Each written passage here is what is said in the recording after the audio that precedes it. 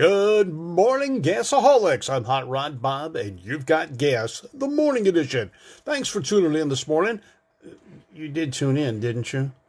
Hello? Peekaboo? Anybody there? Well, you'll appear in just a little bit. I'm Hot Rod Bob. You've got Gas, the morning edition. Thank you for tuning in, and I'm going to call you guys gasaholics. Good morning. Hey, we got our first person watching us this morning. Now they're starting to come in. It's 11 a.m. and you get your morning gas here with Hot Rod Bob. Hi, Simon. How are you doing this morning? How's it going over there in the UK? Phil Hoffman, Mr. NHRA, is watching us right now as well, and we're getting into it. All right, many of you know one of my cars, and my favorite car, actually, is my 1948 Plymouth. Well, I tried to post it up this morning and invite everybody, but Facebook just didn't want to cooperate with me this morning, so I didn't post anything with my computer. Right now, I'm on my phone, so all is well. It's working because you're there, you're watching. But the Plymouth was a brand brought in by Chrysler in 1928 to compete against Chevrolet and Ford. Chrysler Corporation didn't have a low-dollar entry-level vehicle, and the Plymouth was designed to do that. The problem was at first, although it wasn't really much of a problem, the Plymouth cost more than a Chevy and a Ford. But with that extra cost, you got hydraulic brakes. Ford and Chevrolet didn't have them in 1928. Hell, 1940. It had some other issues, other improvements, other things that the others did not have. So it was a good value. Good morning, Don Gady. Alan, how are you this morning? So the Plymouth started out and sold extremely well. As a matter of fact, it went up to the number 3 spot in American auto sales back in the days. It is the car that actually saved Chrysler during the Depression. Now, after the Depression, Plymouth kind of faltered a bit. It started to drop down. But Chrysler, in their economy modes, started selling the Plymouth through all their branches. So you can get a Dodge, a DeSoto, a Chrysler, or a Plymouth. They also sold Plymouths outside the U.S. They were sold as DeSotos, or they were sold as Plymouths with a different name. One of the names was the same name as the city in Great Britain where they produced Plymouths. I didn't know they produced Plymouths outside the U.S., but they did. But they shipped them to places like Australia and others. And one of the things they had UK. They built them in the UK. They shipped them to Sweden, to Denmark, Australia. The UK, the Chrysler Coup, K-E-W. Now, you'll have to check on this one for me, my United Kingdom friends. But Chrysler had a plant in a city called K-E-W, Coup. Coup? Anyway, the Chrysler factory was outside London. The Flathead 6, which started out in 1933 in Plymouth, lasted until 1959. Hi, Kevin Hensley. How are you doing this morning? And Jeffrey Stevens, Denny Sanders. The Plymouth used the Flathead, as did Dodge, actually, but there were different sizes. The Plymouth had their Flathead till 1959. The Flathead 6 was finally replaced in Dodge and Plymouth by the Slant 6. It was a 170 and a 225 cubic inch Slant 6. Later on, there was a 198 cubic inch Slant 6. And down in Australia, there's a Hemi-head 6-cylinder that Chrysler Products had down there.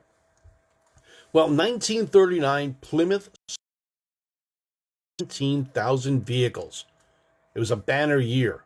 But they were strong ever since they were introduced in 1928 and literally saved the Chrysler Corporation because they didn't have an entry-level vehicle that attracted people into the showrooms. And that was the growing market at the time. Obviously, during the Depression era, there weren't not that many cars sold. As a matter of fact, Ford, with their great V8 and 32 Ford, sold only 200,000 cars in 1932. So Plymouth was right out there and competed successfully against the Fords and the Chevrolets. They tried some other things. They shortened the wheelbase. They did some things, and sales started to drop on the Plymouth. They improved it. They brought them back. Hi there, Raphael. How are you doing in Italy? Marlon Mitchell's on. So they started to improve them. They started making them larger They are still a relatively small car, but they put them on the same wheelbase chassis as the Dodge for a while, which was 112 inches, and sales improved again. They had a 201 cubic inch 3.3 liter 6 with 82 horsepower. This was competitive against Chevrolet's 6-cylinder and Ford's V8. You got to think about that back in the time. That little 6-cylinder was putting out some horsepower. Now, the original Plymouth had a 4-cylinder and an updraft carburetor. They later went to a 6-cylinder and a downdraft. A little bit more compression, and that's what started to make them move and got them the horsepower they needed to compete. They also had better engine mounting systems. They rode smoother. The engine vibration was more absorbed by their mounting system, so the car felt smoother. One of the things Plymouth introduced, and it sold well in that market. Hi, Roger Richards. How are you doing? Now, in the 50s, they were kind of stodgy. Starting in 1948, they had kind of a top hat look. They had tall roofs. They were kind of stubby. Plymouths were short. They were a smaller car. They got a smaller engine. They always got a smaller engine than the Dodge. The Dodge shared the 6-cylinder with the DeSoto and the Chrysler. Chrysler had the straight 8, so did DeSoto, I believe. And Plymouth never got an airflow version. That was one of the things that was a top-line vehicle, and it stayed in DeSoto and the Chrysler market. In the 50s, Virgil Exner became the design chief for Chrysler, and he looked wild. The 57 and 58 Plymouths were sales successes.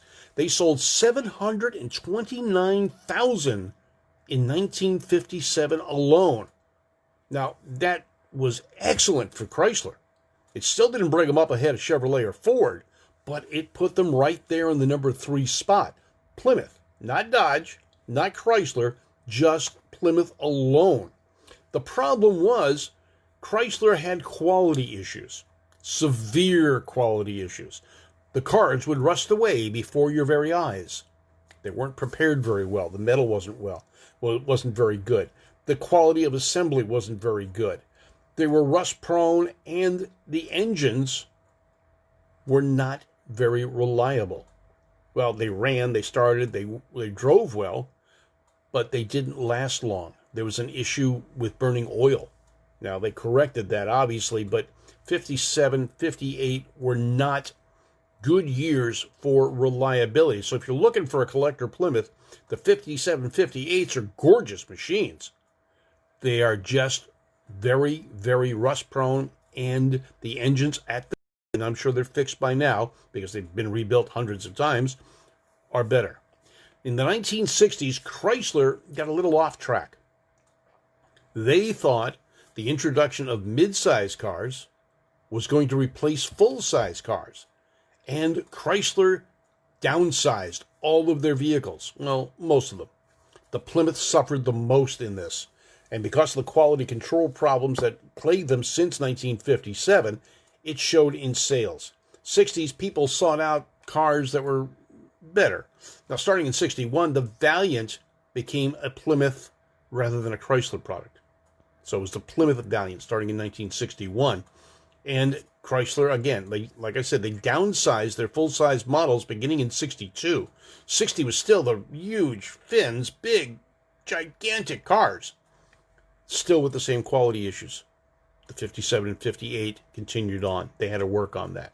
The 62 downsized models, they were smaller. Now, probably 7/8, I don't know, not quite 3/4 the size of the big cars before that, but it was also the start of their unibody years, and people kind of shied away.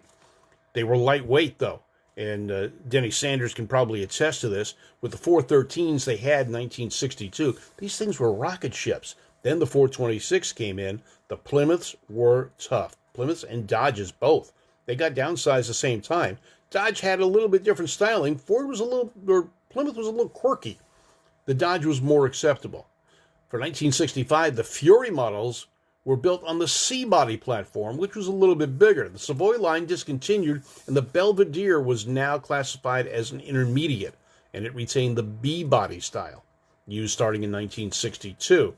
And that's why you see more of those at the drag strip, because they were a little bit smaller, a lot lighter than the Fury, the full-size Furies. Now, later on, and you can look at this, you'll see a Sport Fury, which was based on the Belvedere chassis. And then later on, they expanded into the GTX, the Roadrunners. You all know the performance issues. Now, one of the things that you might have missed, though, was the performance 6-cylinders. In the Valiant, you could get an aluminum block 6-cylinder, a slant 6.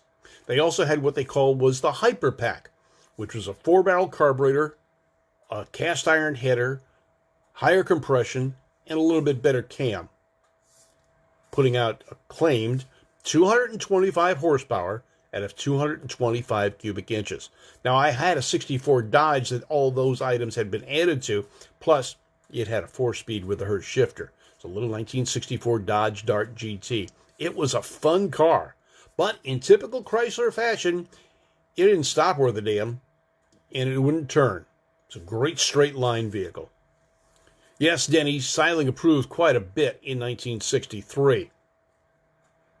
And Raphael, thank you for enjoying our American car history that I try and bring to you. Raphael Negroni is out of Italy, and he watches us every day. All right, the Valiant started to improve, got bigger. Not much. The Dodge Dart was bigger still. Dodge started grabbing some more business from that. And the Dodge Dart closer resembled its full-size counterparts. The Valiant was still quite a bit different. Now, the first pony car to come out on the market is a Plymouth. A lot of people don't credit the Plymouth for that, but the Barracuda made it to market 2 weeks before the Mustang. The problem was nobody really noticed because Mustang had just Ford had flooded the market with Mustang advertising. And Rafael Negroni is talking about the overhead valve 6 from Pontiac. Well, there was also an overhead cam 6 from Pontiac, and that came out in 1966. Hi, Bruce. How are you doing this morning as well? All right, the 340 cubic inch, the Dusters came out. Plymouth, Roadrunner, set the world on fire. But for some reason, as time passed, Plymouth started losing favor in the public. Chrysler started rebadging other vehicles to be Plymouths. Now, in Canada, for example, in the late 1940s, Dodge needed an entry-level vehicle. They needed something that was in the low-price class. Chrysler rebadged the 46 to 48 Plymouth as a Dodge. They put an egg crate grill on it to match the Dodge, changed the rear tail light or brake light to say Dodge rather than Plymouth, and sold it as a Dodge. A lot of people don't believe me when I tell them that, but they look at the back of my car, and I have the Dodge brake light assembly on my Plymouth, just to confuse people. And I like doing that. All right, 1970 power plant options for the Plymouths, 275 all the way to 425 horsepower. They had some great motors.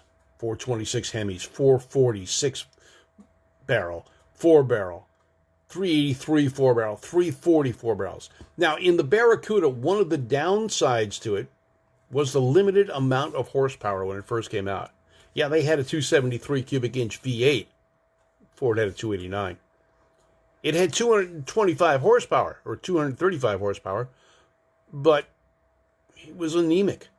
And the 273 that was in the Valiant was not the 273 you saw in larger cars. Parts were not interchangeable.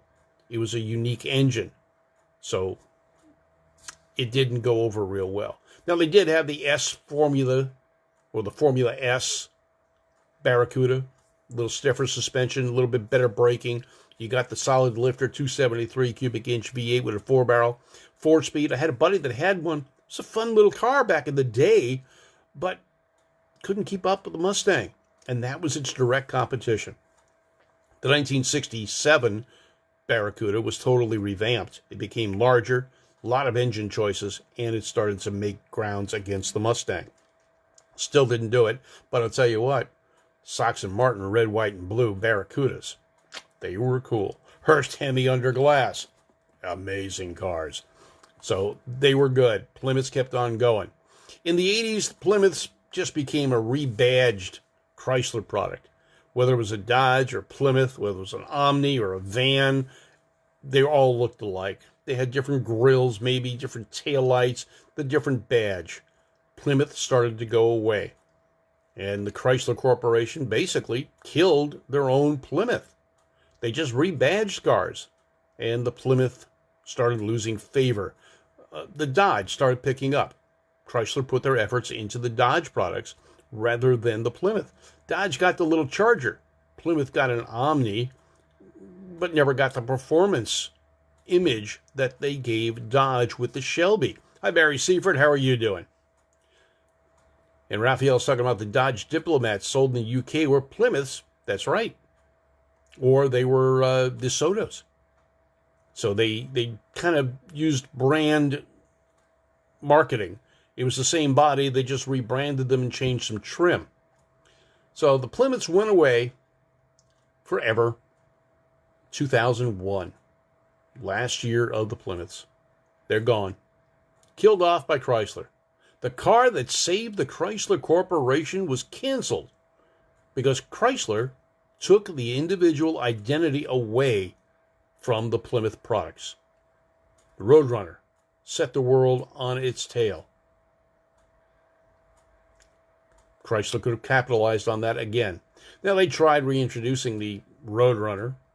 They tried introducing performance-looking Plymouths over the years after that, but never really offered the performance needed to keep Plymouth in the spotlight.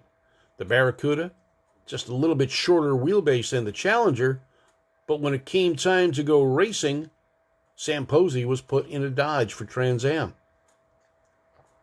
Plymouth, well, you had Richard Petty for a while, but yeah, they put him in a court. Wasn't the same. And Plymouth went away. The win on Sunday, sell on Monday was a good platform for Plymouth, and it worked quite well. Chrysler, unfortunately, took that away. And with that, sales of Plymouth products died. The peak year for Plymouth was 1973. 973,000 Plymouths were sold. They never saw those numbers again. And it went away. I'm Hot Rod Bob. You've had gas this morning, and we talked about rocks. Oh, kind of. Plymouths. The Plymouth Rock.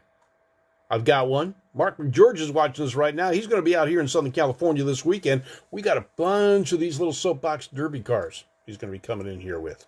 We'll check those out. We'll let you know about those.